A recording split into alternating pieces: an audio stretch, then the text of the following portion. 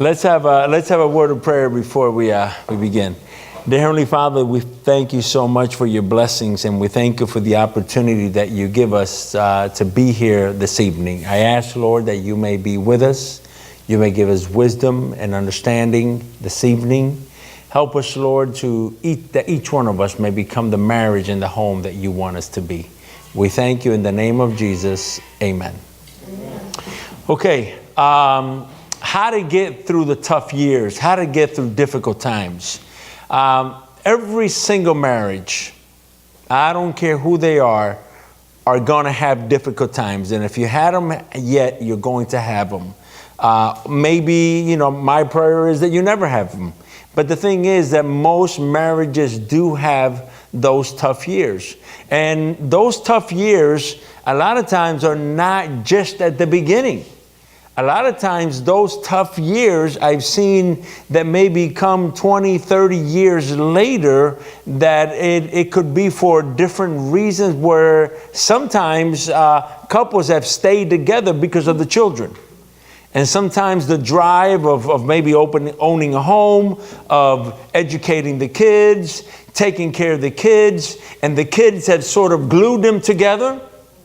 And the kids have kept them together, but all of a sudden the kids leave, they get married, and they look at each other and go like, why are we even together? We don't even have anything in common, everything we have in common with the kids. And you'd be surprised how many divorces happen after the kids leave, because they really do not have any reason to stay together. So a lot of times, just because you got through your first 5, 10 years, it doesn't mean that you're not going to have tough times.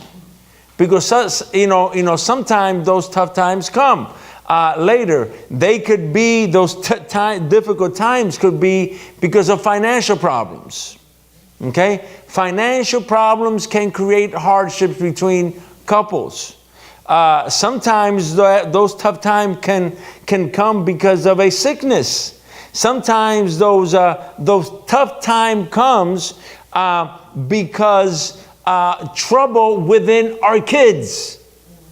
Okay, your son or your daughter can marry someone else, and she begins to have a tough time, and all of a sudden you take focus away from your marriage and you put it on something else, and you begin to try to fix them, when all of a sudden you're coming apart over here. So it could be because of different reasons that we can have what? Midlife crisis. Yeah, midlife crisis. Okay, midlife crisis. You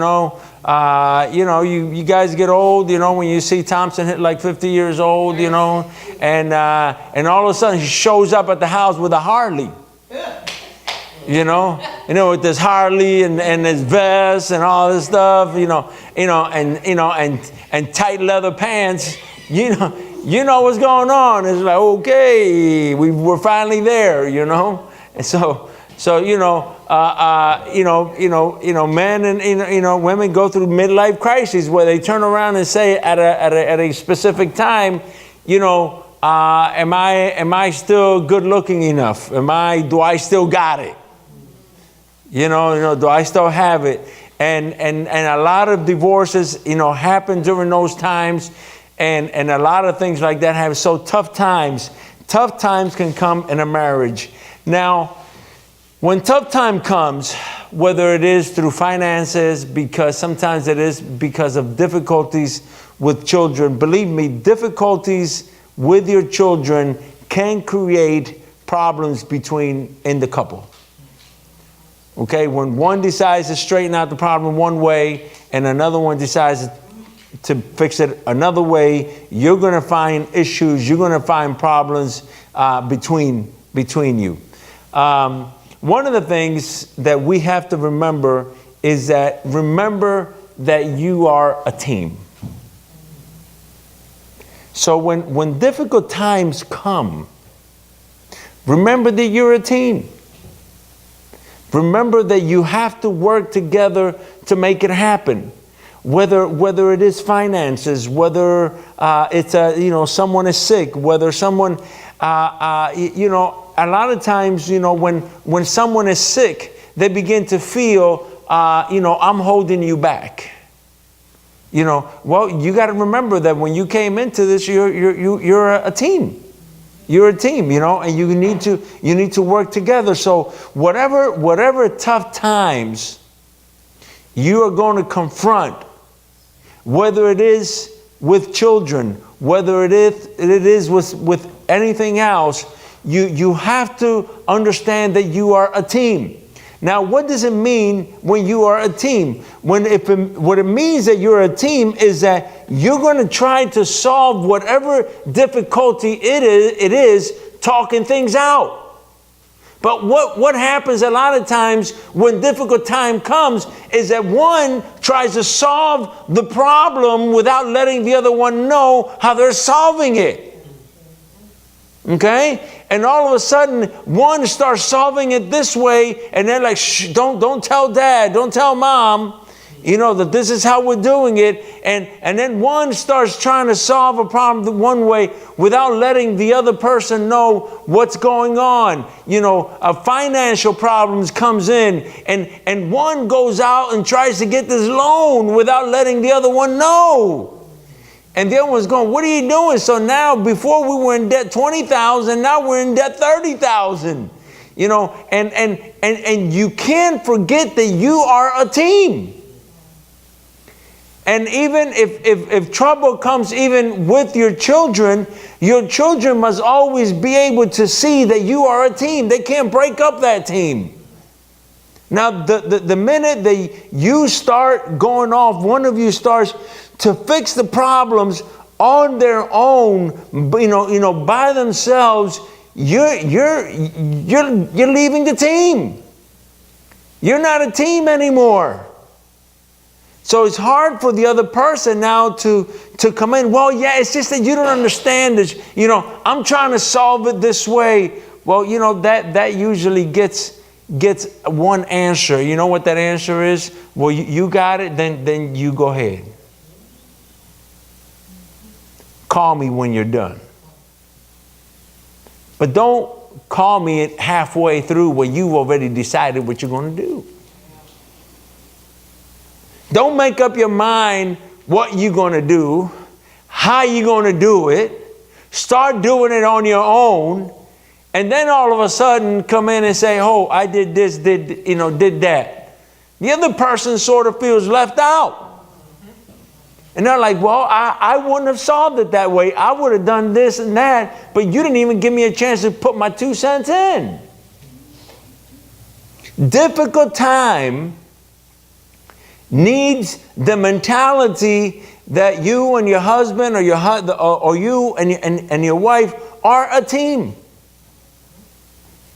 And this is if you have, you know, children from both sides, or if you have separate, you know, children from your side or from her side or whatever. It doesn't matter. It doesn't matter where the kids come from. You still got to be one team. You still have to be one team. If you think that because you have children and because they are your children, you're only going to deal with them in your way, then you should not have gotten married. You should not have gotten married. And you can't one day tell your husband or your wife, you're the mother and father too, so you have to do this. And then another day say, you're not the father, you're not the mother. And sometimes we don't say it with words, but we say it with actions. Parents do that in difficult times. We're talking about tough times. And tough times sometimes come in marriage when something difficult or bad happens to one of your children. That creates a tough time in the home. It creates a tough time in the marriage. And you have to understand that you are a team. That's the first thing you have to remember in any tough time that you confront. You are a team.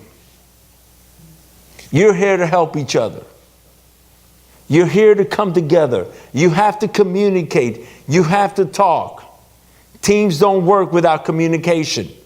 They have to talk. You have to get together and talk when you have bad times.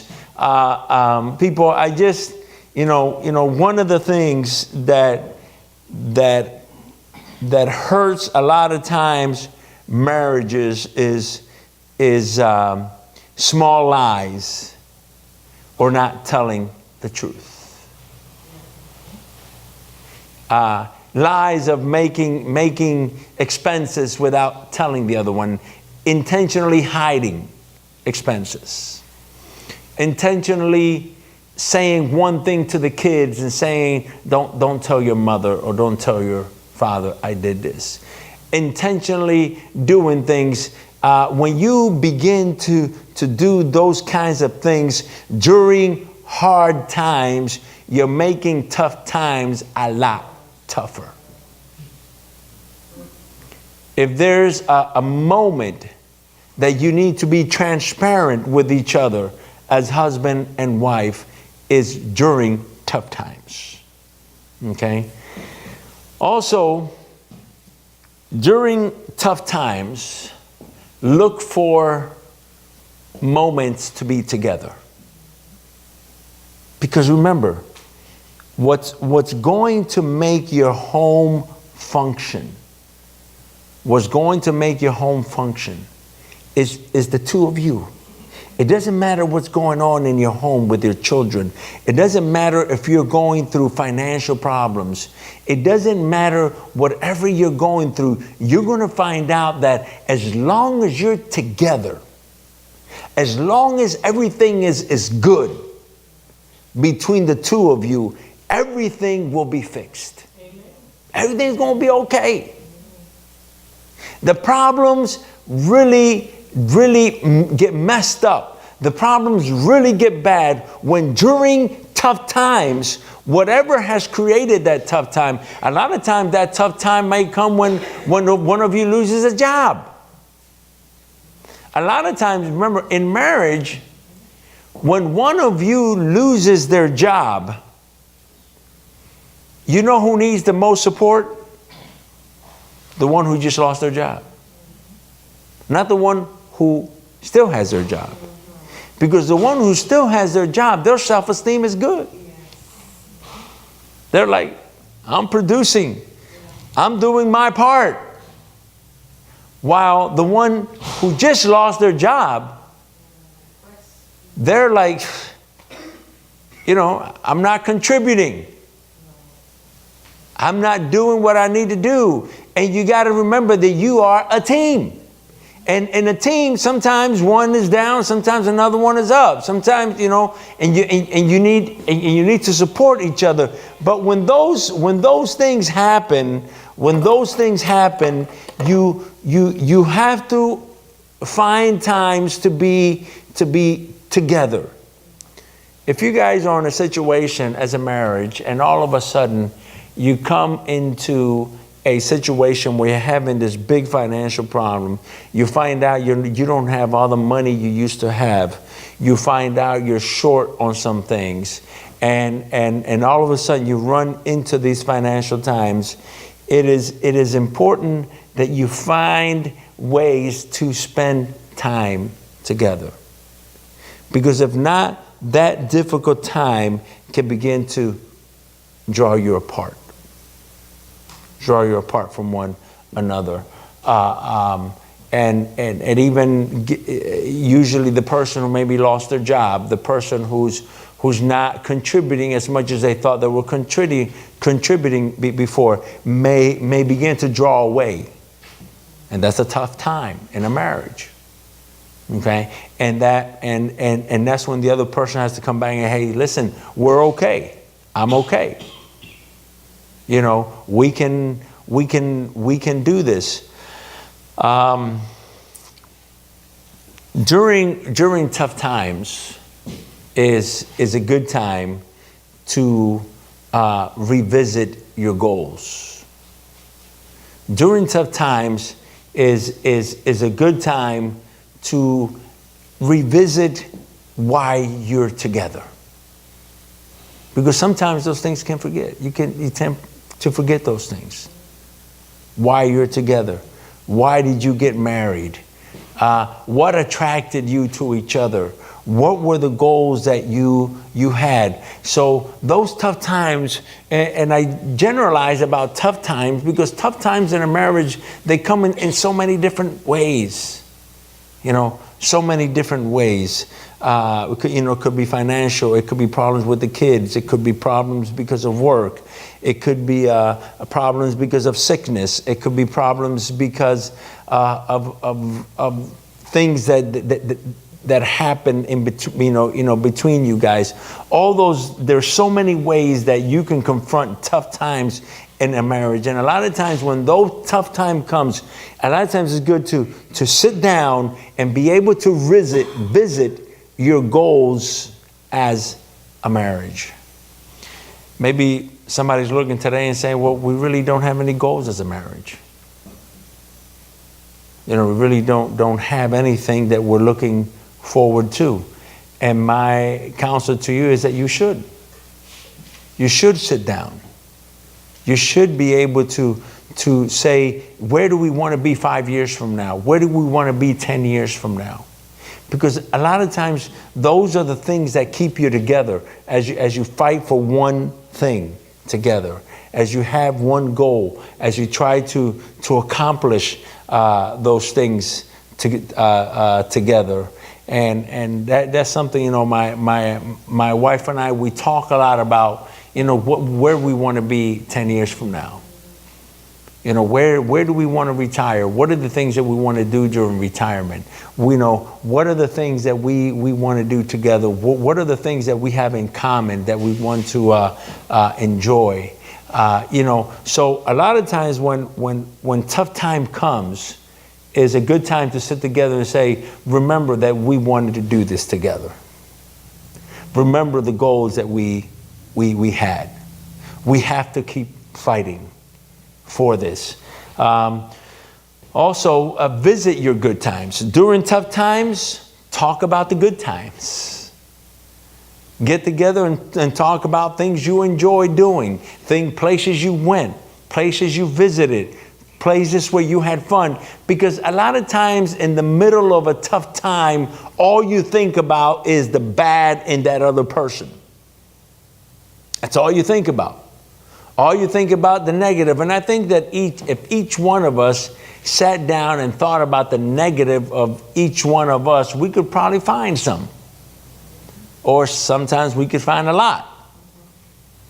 But the thing is that during the tough times is a good time to sit down and talk about the places where you went that you had fun.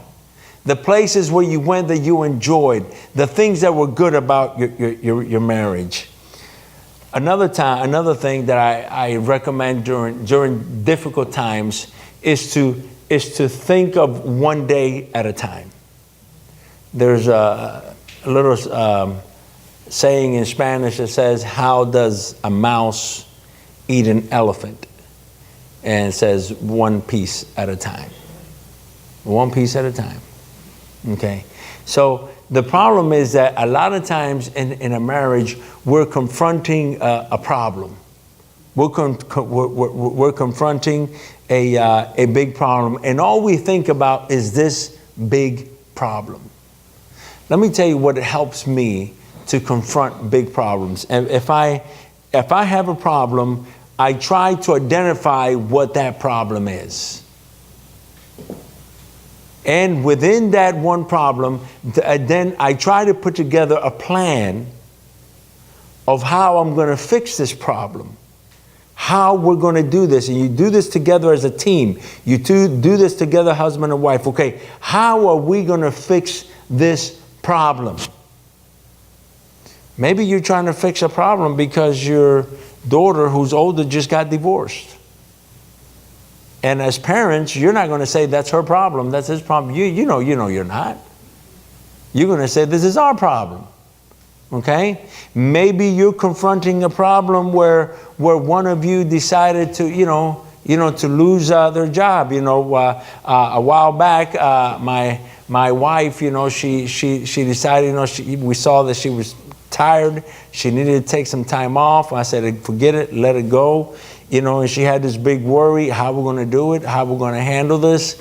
I sat down, I woke up one morning at 3 o'clock in the morning and sat down and I started working out the finances, working out the numbers, boom, boom, boom, worked it all out. She woke up, I sat down, I said, listen, you can be okay. We're going to do this, do that, and if we do these things, we cut here and cut there, and we do these things, we can do it. So one of the things is a lot of times people just think about the problem instead of relaxing, sitting down, and coming up with a solution. How you're going to fix this problem? Come up with a plan. And when you come up with a plan, one day at a time, do one thing today. Do another thing the next day.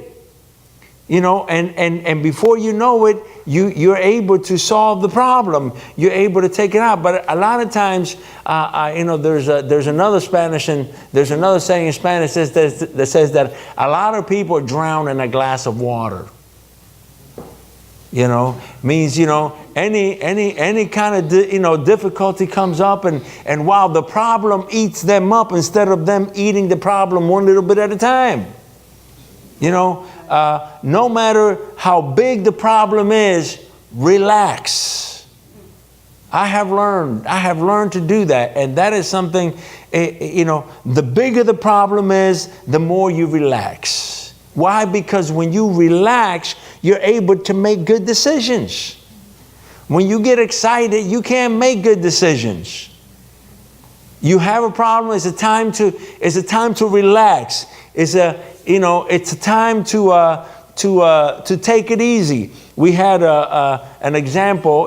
This is not such a big problem, but it's an example. When we were feeding the homeless downtown one Sunday morning, we were supposed to pick up the food.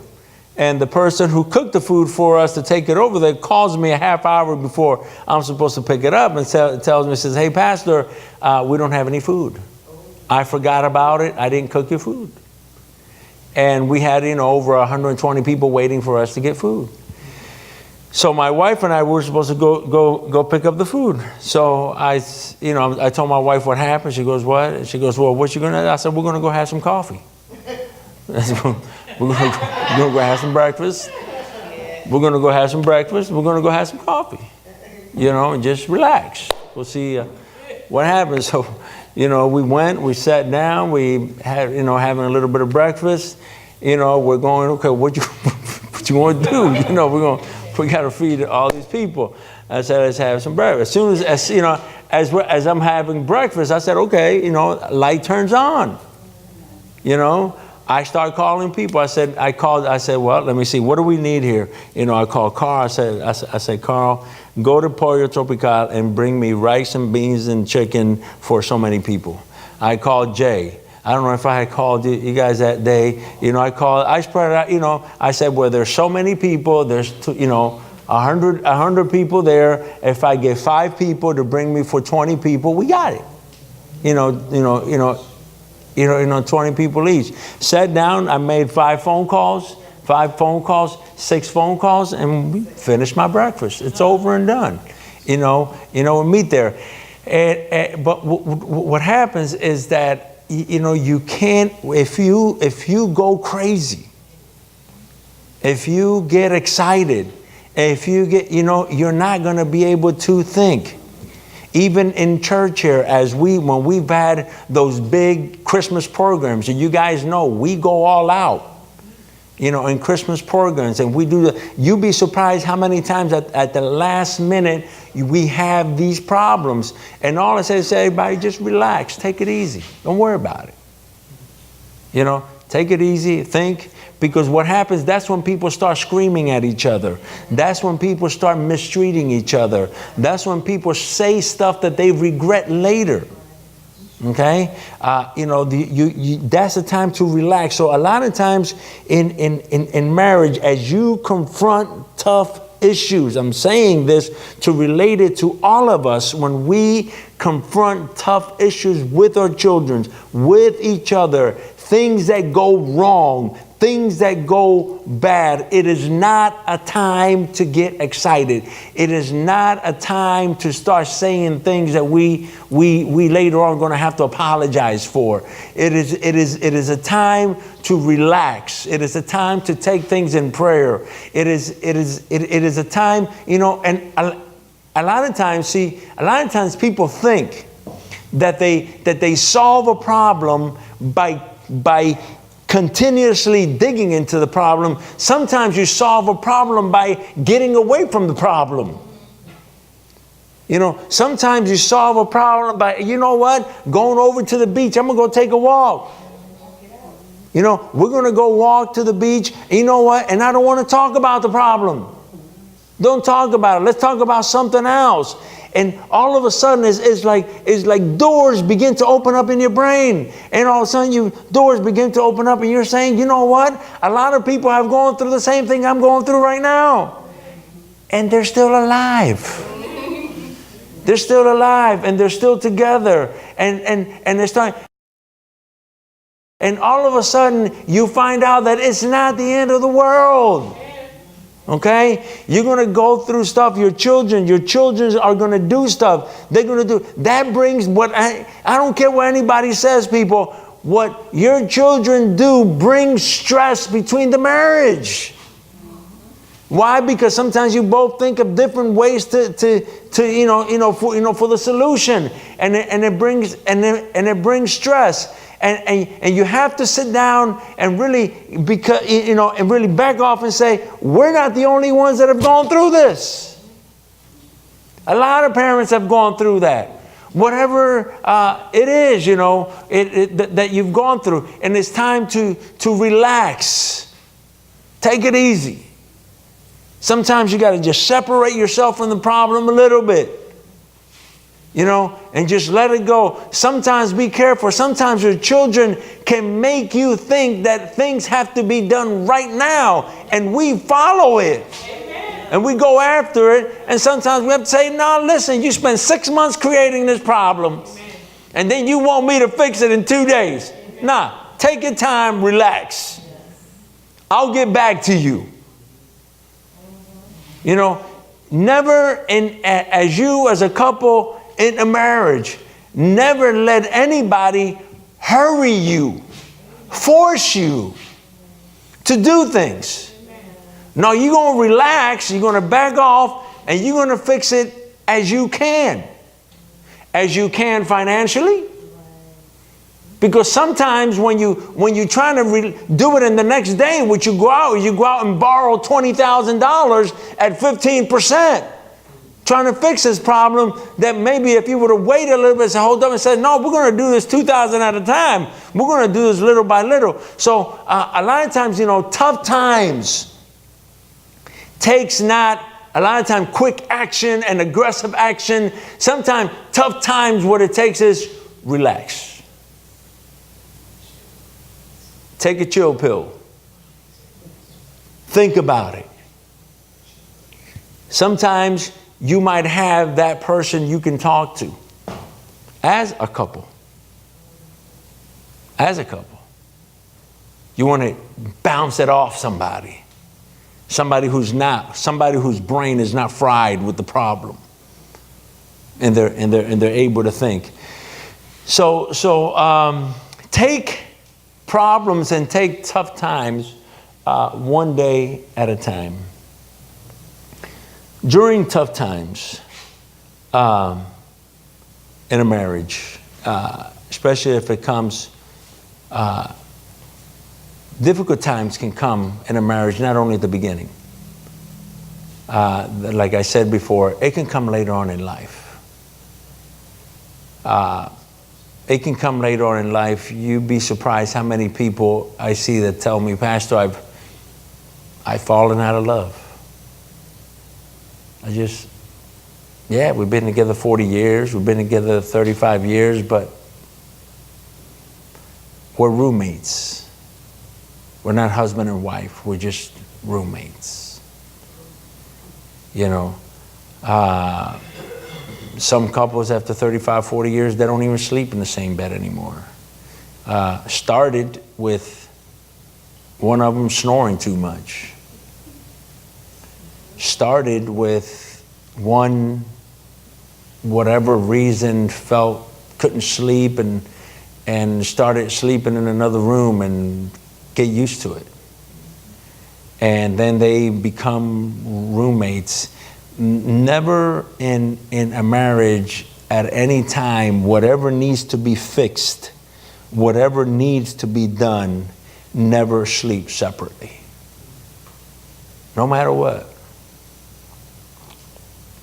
I can tell you what, my wife and I, we've gone through a lot of problems.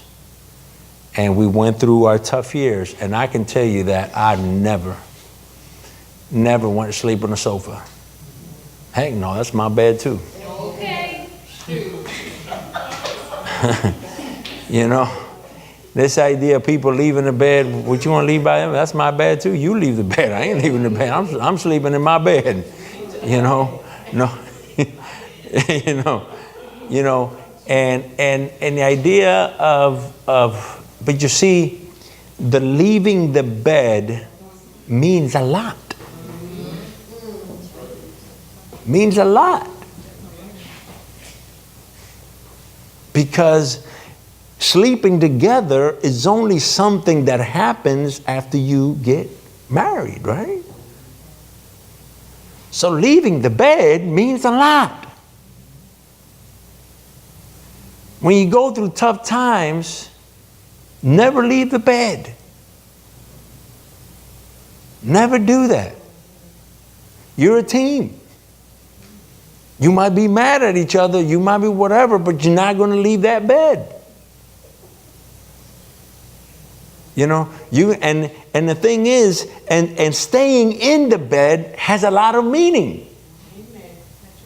You're telling your partner, I'm mad at you, I'm whatever, but I ain't leaving. Bed to the sofa, the next step from the sofa is the sofa out the door. See, it goes in steps. But when you stay in the bed, no matter what the situation is, I say, yeah, we're going to fight for the next week, but I'm not going anywhere. We're going to make it work. You know, so never leave the bed. So we talked about making a plan and work the plan. Even if the hardest thing that sometimes a couple has to do to another one is to tell them, you know what, I don't feel any love towards you. But you know what? It's the best thing you can do to them.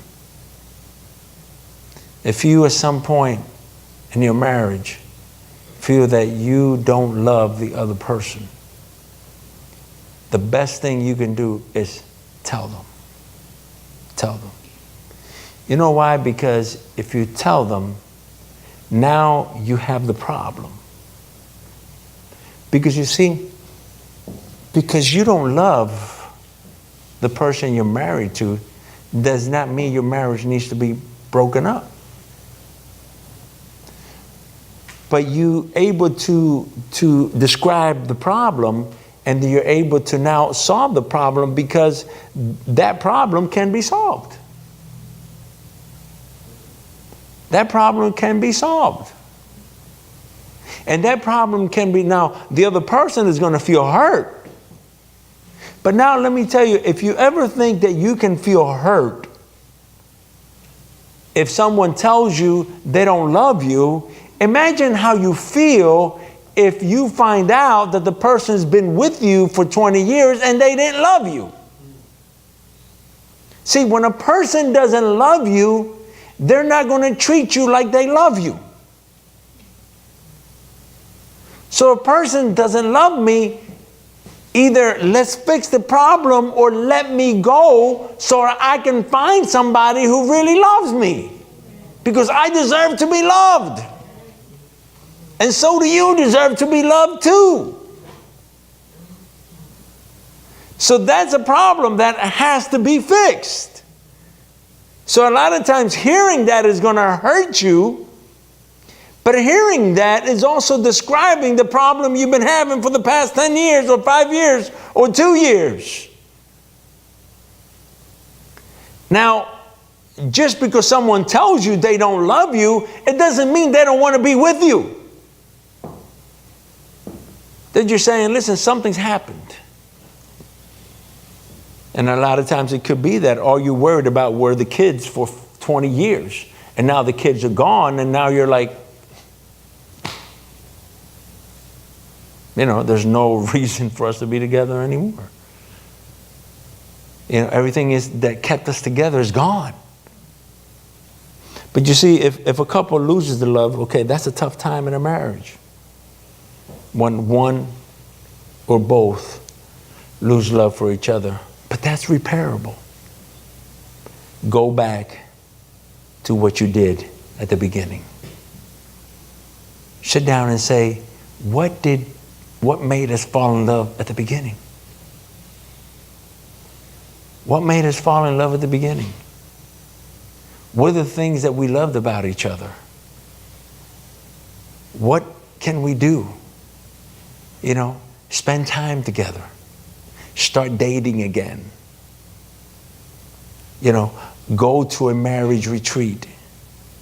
Go to a marriage seminar. Talk to somebody that you both trust that you can talk to. Start calling each other during the day. Start talking to each other during the day. Start spending time with each other during the day. I am one to believe that any problem in a marriage can be solved as long as they both want to solve it. Amen. There isn't a problem that cannot be solved. Now, the minute one says, I don't want to solve it, then it's almost done. It's almost done. But it doesn't matter what the difficulty is. It doesn't matter what the difficulty is. A lot of times, tough times in a marriage can also happen as the couple gets older. As the couple gets older, something happens. I think we've talked about this a while back. But as a couple gets older, sometimes what happens is that the man cannot function in the intimacy of their life in the same way they functioned earlier on. Now, when the man realizes that he's not performing like he used to, or he's not performing at all, instead of talking about it, he just shuts it up. Doesn't say anything. But what is the process? The process that the man will do now is that they will avoid being loving to their wife. Okay? The wife will come in and want to hug him. He'll be like, yeah. Why? Because he's afraid that if anything happens after that, he's not going to be able to perform. Another thing that happens during that time is that another thing that they will do during that tough time is that sometimes they will start arguments at bedtime. Because see, well, I'm mad. See, that's why I'm not, going to bed. I'm mad. So they will create the most silly arguments about, stupid stuff. And the woman's like, what the? But it's an excuse. At that time, we're like, well, I got work to do. I have work to do. And what happens is it's a tough time in a marriage. The man could be inside. He could be, having a tough time with himself. I can't believe this. But the thing is, we got to go back to the same thing. We are a team.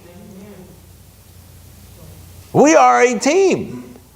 Because it could also happen, a tough time in a marriage could be when the woman might have a urinary tract infection for a while.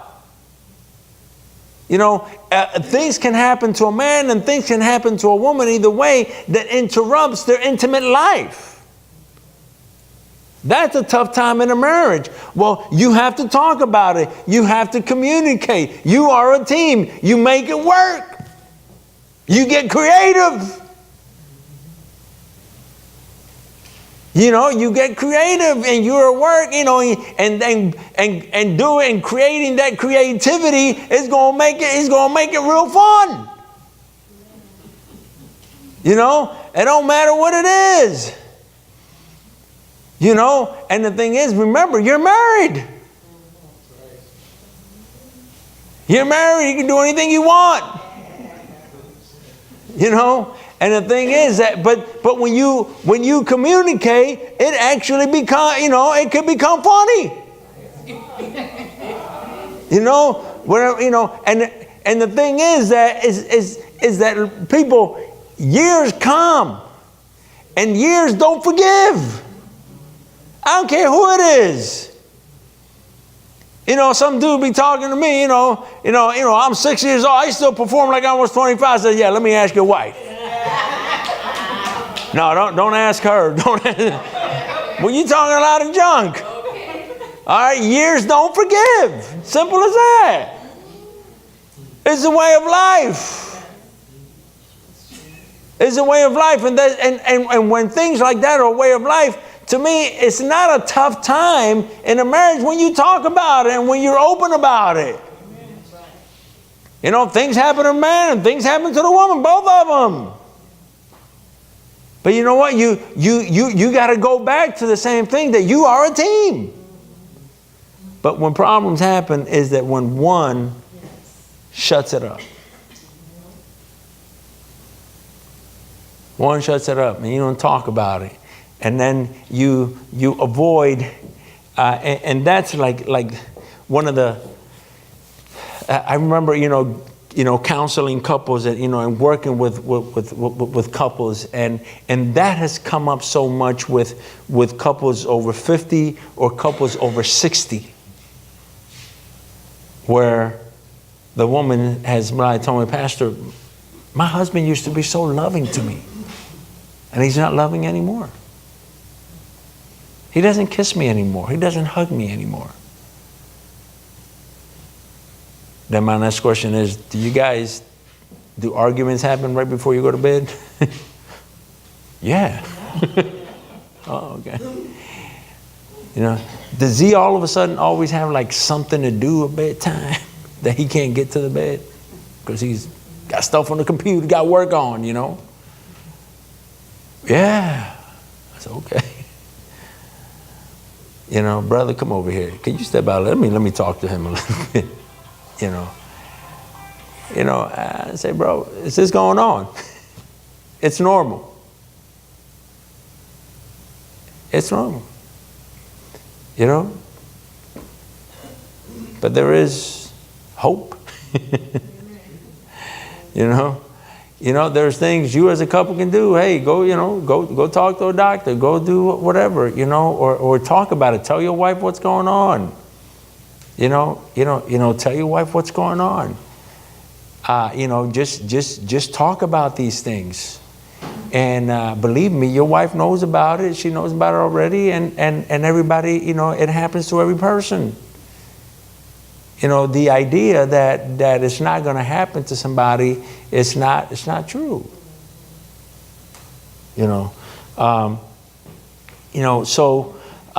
Another thing is, when you are, as a couple, when you are going through a tough time, stay focused on what you're having a tough time for.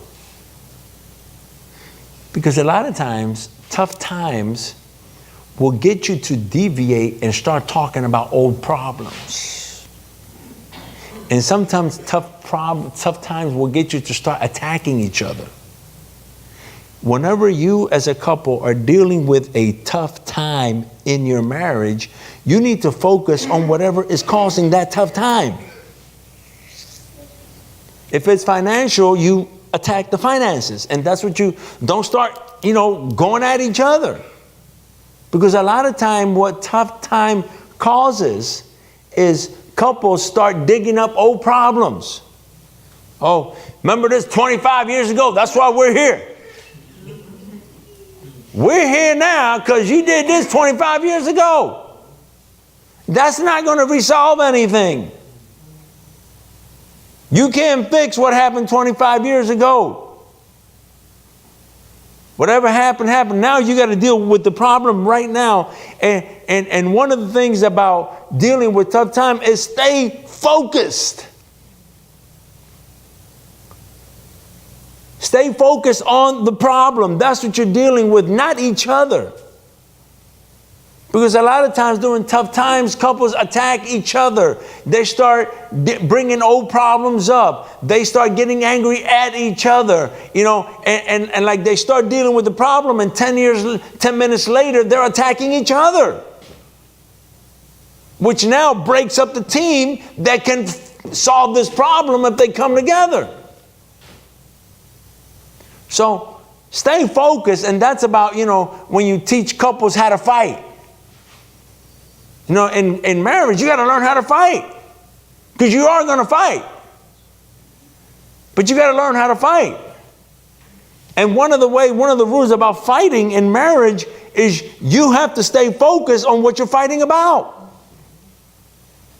If it's a new car that you're trying to buy, if it's a new house you're trying to buy, if it's an issue with the children, if it's a marital problem between the two of you, whatever it is, you attack the problem and you concentrate on the problem and not each other, and not start attacking each other. You have to stay focused. Another rule about fighting is a lot of times if one of you does something that hurts the other, say, listen, you did this and you did that. A lot of times, listen, you did this and you did that. Instead of saying, the other night when you said this, when you said that, you made me feel this way. When you said that, you made me feel this way. What that does is that if that person really loves you, because what happens when somebody says, listen, you said this, right? You said that. You shouldn't have said that. The person is saying, well, that's nothing. That's nothing. What are you talking about? I didn't mean that. I didn't mean that. And now you get into another argument of what you meant. But now when you say, when you said this, whether you meant it or not, whatever, but those words make me feel like this. Now the other person is not, if you meant it, that's not the point. The point is when you do that, or when you say that, you make me feel this way. If I love my wife, it doesn't matter what I said. It doesn't matter what I did. I don't want to make her feel like that. See that? I don't want to make her feel like that. No matter whether I meant it or not.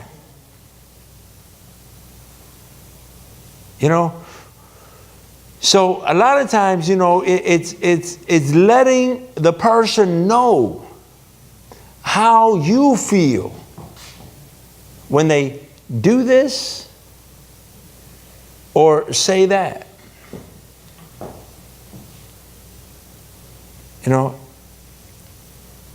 And that is a way of avoiding conflict. And you need to come up with those things and say those things as soon as possible. Don't wait. Don't wait.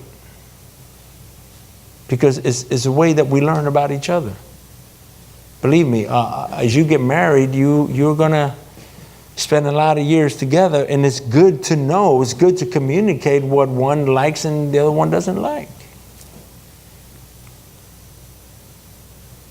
And a lot of times it's good to remember when we got married, you said this and this and this, you know, and it ain't happening. Why not? You know, instead of holding grudges inside. Because what happens is that when we hold things inside and we don't learn how to talk about it, those are the reasons why sometimes people just blow up and they leave. Because they've been bottling up so many things inside. But the thing is that when we are arguing and when there's an issue, we must stay focused. Let me tell you that it's another way of communicating. A lot of times is writing to each other. Writing each other a letter. Sometimes you're going to find that sometimes people in marriage have a hard time speaking what they mean. Some people have a hard time doing that. Or some people, when they start talking, they start crying. Or, you know, they let their emotions get them and they can't really explain what they say. Sometimes people get stuck in words. You know, people have problems. They just can't speak what they feel. You're going to realize that a lot of times the people who have that problem are very good writers. And sometimes when you can't do that, sit down and write your wife or your husband a letter and let them know exactly how you feel. So a lot of times during those tough times, if you feel that it's difficult for you to tell them exactly how you feel, tell them how you feel, tell them what you're going through, tell them how you see the problem, how you see the situation, write them a letter. Write him or write her a letter. You know, whichever one it is. And a lot of times that is good. You know why? Because it gives you the ability to say what you want to say without any interruption or creating an argument. And boom, there it is. That's exactly how I feel. Boom. No ifs or buts. You got it now. It's in writing. You want to read it? You can read it 10 times. But it's clear. It's in writing. It's not, well, you didn't say that. Right there. You know, read it again. Read it again. And a lot of times couples writing to each other. Writing to each other avoids blow-ups. It also gives the person an opportunity to read something and to think about it for a while. You don't have to answer me right now. Just think about it. But it gives you an opportunity to lay it out there.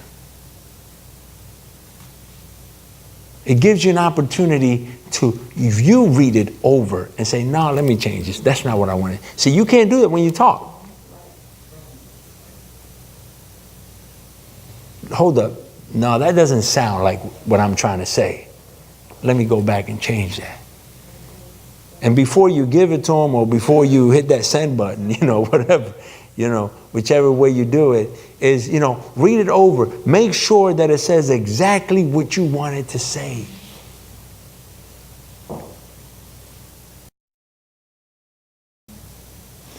Once you finish writing, leave it alone a little bit. Leave it alone. Don't send it right away or don't give it right away. Leave it alone. Because you could have written that right after whatever happened. Leave it alone a little bit. Come back. And let the anger go away. Let the emotions go away. And sometimes when you do that, you put out there what your emotion, bam, oh my God, you know. Then you come back, 2 hours later, and you can look at it and say, I'm overreacting a little bit here. I think, I don't think that's, no, I don't think that, and you can come back and you say, well, let me erase this, and then be able to explain. I think writing does a lot. I've done a lot of writing. I've done a lot of writing to my children. I've done a lot of writing to my children. Me and my oldest daughter I still have it at home, a little book like this that since she was about 9-10 years old, and that I would write to her, and I would leave it on her bed, and she would write back to me. And we did that for many years, and it was a way for us to communicate. And she was able to tell me things in that she would have never told me in person, never. So a lot of times when you're going through tough issues in a marriage, it's good to be able to, you can write to each other. It is a way of really letting each other know exactly how you feel. And a lot of times those written things then brings you together, and you're able to talk, but you're able to talk of something you already have up here, something the person already told you, the person let you know exactly how they feel. So going through tough times, this is what we've talked about today, and I hope that a lot of the things that we have talked about here today can help you go through tough time, because in marriage, most marriages are going to go through tough times. I don't want to say all of them, because I don't know, maybe there's one out there, who hasn't gone through a tough time. It's probably because they died already or something. But usually if you're alive and if you're a couple, you're going to go through a tough time. And hopefully some of the counsels that we've given here today can help you. Next week is our last week, and it's entitled "Don't Let the Flame Die." Okay, so we're going to talk a lot about keeping that flame going. Okay, so we're going to bring pictures and everything. We're going to talk about keeping the flame going. Okay, so hopefully you can come back and be here next week. Let us have a word of prayer. Dear Heavenly Father, we thank you so much for your blessings and the opportunity that you give us to be able to help each other as couples, Lord, to become more like you want us to be.